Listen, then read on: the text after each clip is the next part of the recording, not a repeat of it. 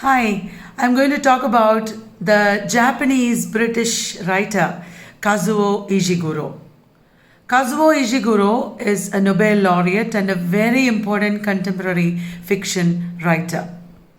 He has lived mostly in Britain. Even though he was born in Nagasaki, he left for Britain with his family when he was only 5 years old. And since then, he has lived in Britain, even though he has visited Britain. The first two of his novels are set in Japan, and he tries to evoke Japanese culture in these novels. But in the later novels, he has written about people other than the Japanese.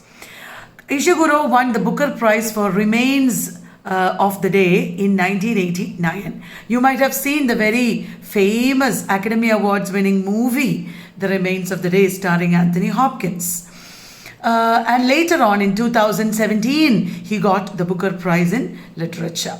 Now, as I told you, his first two novels are set in Japan. They are A Pale View of the Hills and The Artist of the Floating Worlds. After that, he has written The Remains of the Day, When We Were Orphans, Never Let Me Go. Probably you have heard of that also. And later, recently, he has written Clara and the Sun. It's a dystopian novel. Now, I will tell you briefly about these novels. A Pale View of the Hills, his first major novel, came in 1982 and it won many awards at that time. The characters are trying to balance their own personal needs and choices with society's expectations, other people's expectations, their duty, their guilt, and so on and so forth. This is the common theme in many of his novels. This is a memory novel.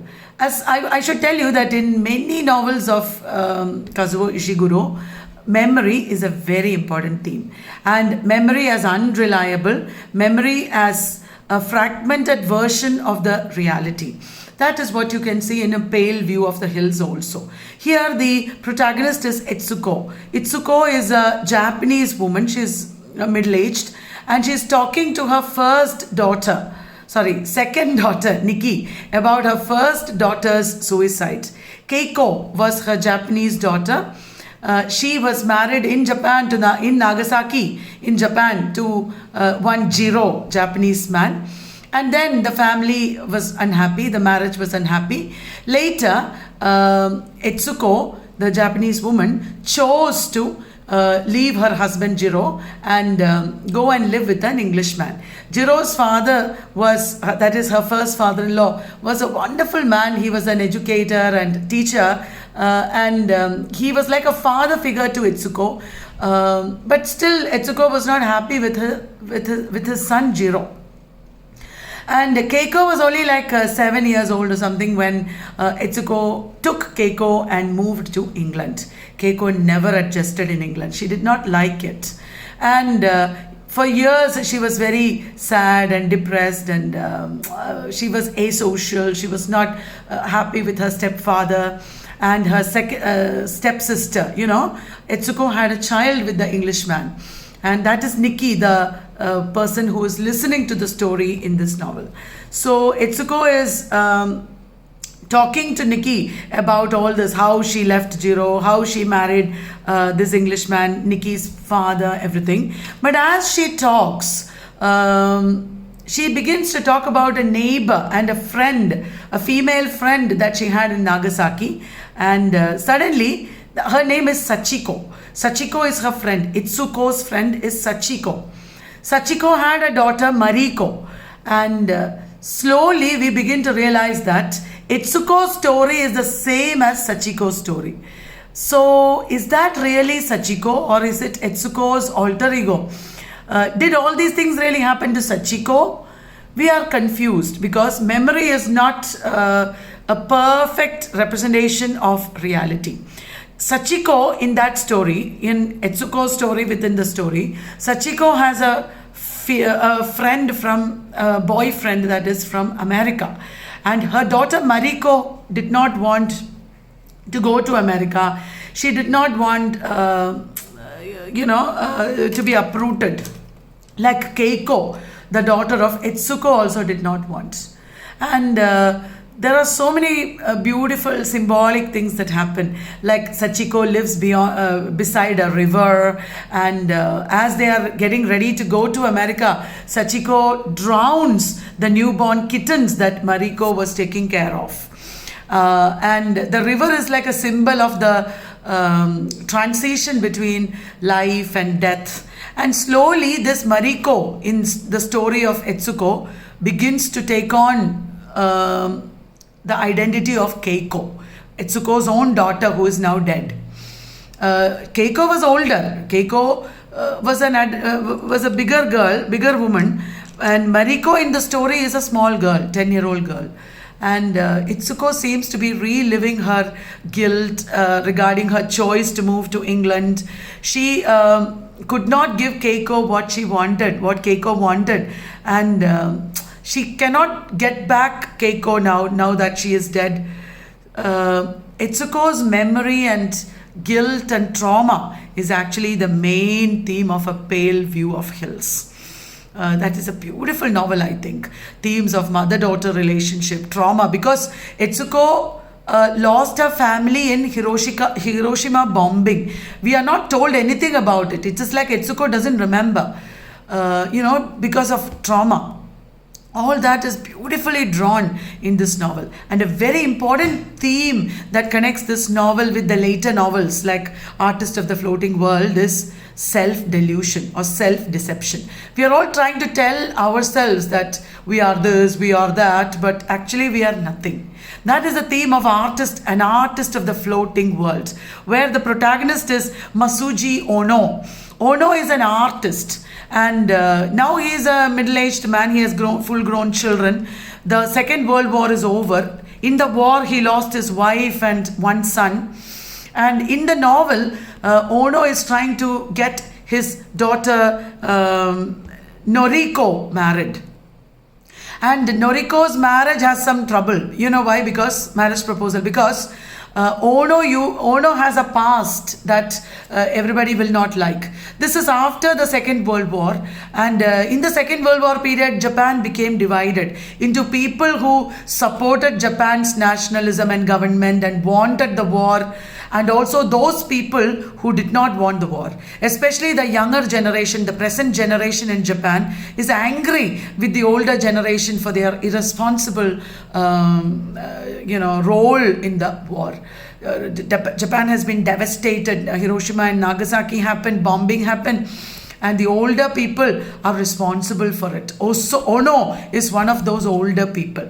Ono is an artist and a brilliant artist. He's technically brilliant, and he was the protege of the student of Mori-san, a very famous artist at that time, who painted what are called yoga paintings. Yoga paintings are not anything to do with our Indian yoga. They were paintings of geishas, the concubines of the emperors, and beautifully mingling flowers and nighttime and nightlife actually, and aesthetics. And our Ono was trained in yoga art under Mori-san, but he betrayed Mori-san under the influence of one man called Matsuda. Matsuda, one man, took our Ono away and made him paint nationalistic themes, supporting the war, very conservative, right-wing paintings he began to make. This is in the past. Now, after the war, the young generation is criticizing Ono's generation, and Ono is thinking his paintings were great, his paintings influenced the war, and today people will not like it. But he's feeling very proud, thinking that he has done significant work in his life. And he's trying to atone for it, he's trying to apologize publicly for it, etc. But in the novel, we see that he's just a weak man. He's just an ordinary man. He's not a great man. Nothing happens because of him, even in his family. And at the end of the novel, his daughter tells him, "Your paintings did not do anything to the war. They are just ordinary, beautiful paintings. Nobody even knows that you're an artist. You've done nothing significant in life." This realization dawns on him at the end. And he is like the artist of the floating world. Originally, the geishas are the floating world people, dreamy nightlife kind of people. And, now our Ono becomes like artist of the floating world in the sense that he has not done nothing permanent. There is nothing enduring in his art. And he realizes that he's just a weak failure. This similar character is there in The Remains of the Day. Stevens is actually British. There are no Japanese characters in The Remains of the Day, 1989 novel. Stevens is a butler, and true to butlers in England, he does his job very, very, very meticulously well. He's very formal. He never thinks against his master. He is serving Lord Darlington in Darlington Hall. And Darlington has some political dealings and all that. Our Stevens never think against it. He just adores his, master's culture and family and lifestyle. He and his father, Stevens and his father are both like that. And during that time, there was a housekeeper called Miss Kenton, who worked there. Our Stevens and Miss Kenton actually liked each other. They could have got married, but Stevens is such a prim and proper guy. He would not propose to Miss Kenton. He never revealed his feelings. And in the novel, you see him undertaking a journey in his car to meet Miss Kenton at Cornwall. Miss Kenton is now married, but Stevens is hoping that there is some possibility that she will marry him. And at this time, Lord Darlington is dead, and there is another,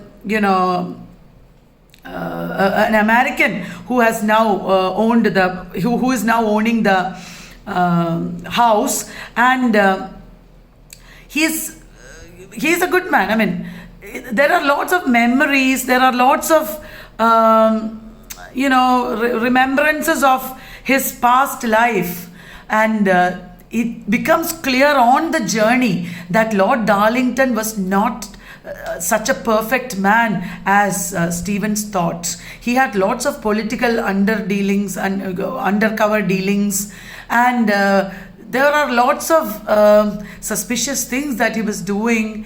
And Miss Kenton also tells him, I can't marry you, I can't come with you, I have a family. She's looking forward to the birth of her grandchild.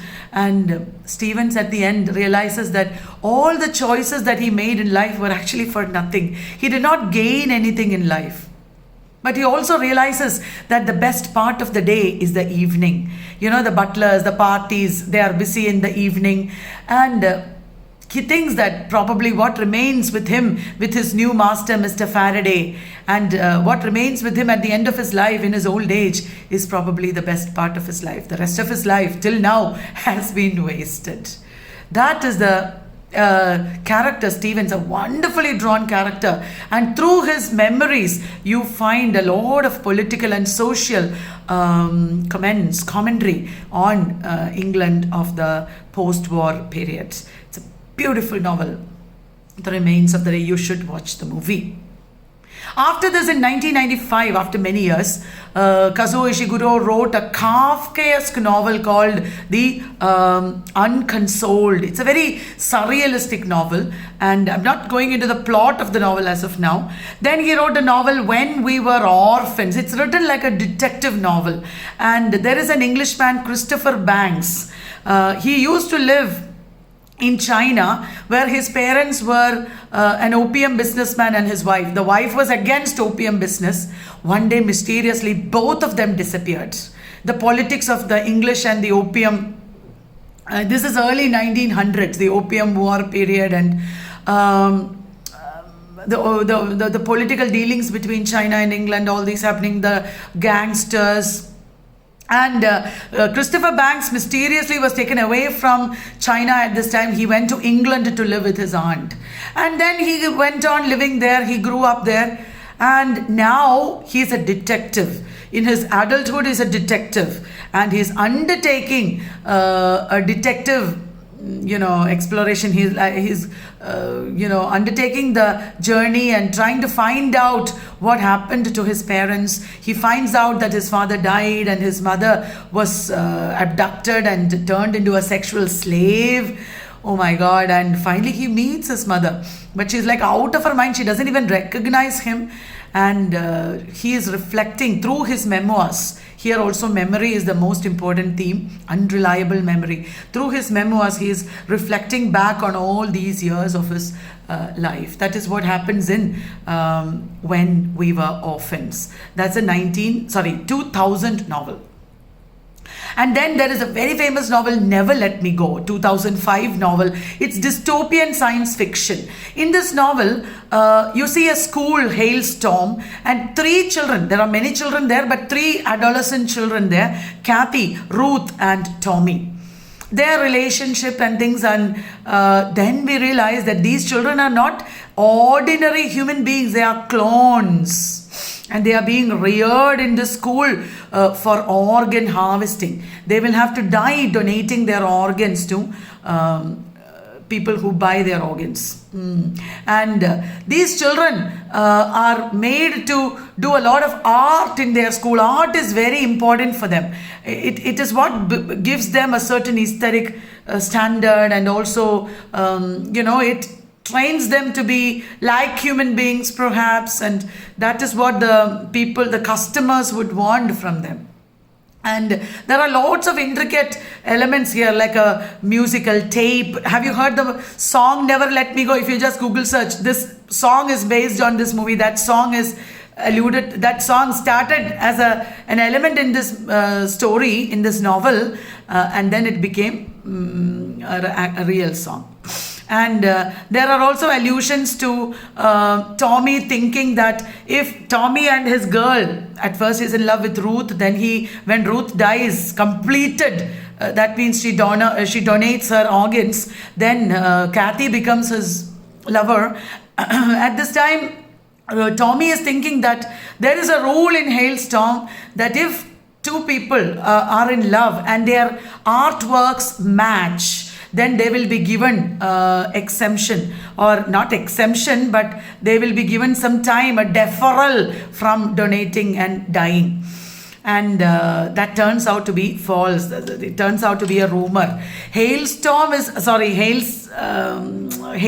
is actually a wonderful school that is, even though it is very strict, they are like treating their clone children humanely, while other schools at that time are very inhuman, it seems. This is actually not set in the future. This is set in the 1990s in England. And then Kathy becomes a carer. There are 2 kinds of clones, carers and donors. Ruth and Tommy die because they are donors. Kathy becomes a carer. She cares for Ruth and Tommy also. And she's just reflecting back on all these experiences in the novel. That is Never Let Me Go. It's a very disturbing novel, and also a commentary on human life, globalized world and human life. How whether we actually are human beings at all, even though we are not clones. Are we even human beings? Do we have free will? Aren't we all like clones, predetermined to end up in certain ways? The governments and corporations control us so much that it is like we are ourselves clones. This novel, Never Let Me Go, is a Bildungsroman, but not just an ordinary Bildungsroman. It is like an anti-Bildungsroman, and it deals with themes like identity, friendship, fate, love, care, and things like art and things like that. Then there is another set of short stories that he wrote, 5 short stories collected in a book called Nocturnes. I'm not going into that. Then there's a children's book set in post-Arthurian England. Because it's post-Arthurian, it's important. It is the Buried Giant. Recent, 2015. And then in 2021, he wrote a dystopian novel, Clara and the Sun. Clara is an android, not a human being. And this android is in a shop waiting to be purchased by somebody.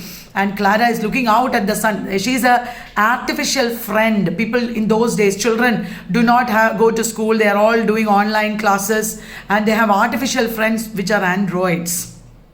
And Clara is in her shop, and she's always looking out. She is thinking that the sun is like a person. She is also solar powered. And finally she's going away with a sick girl and her mother. So this is also a post-human novel which throws light on human condition. Clara and the Sun. This is the amazing novelist Kazuo Ishiguro. He's a wonderful writer, very brilliant writer, and I'm sure there are years to go for him. So many more novels are in the offing, I'm sure. If possible, read one of these novels. They are very important, and it will help you in exams also. Thank you. This is a 20-minute video for you.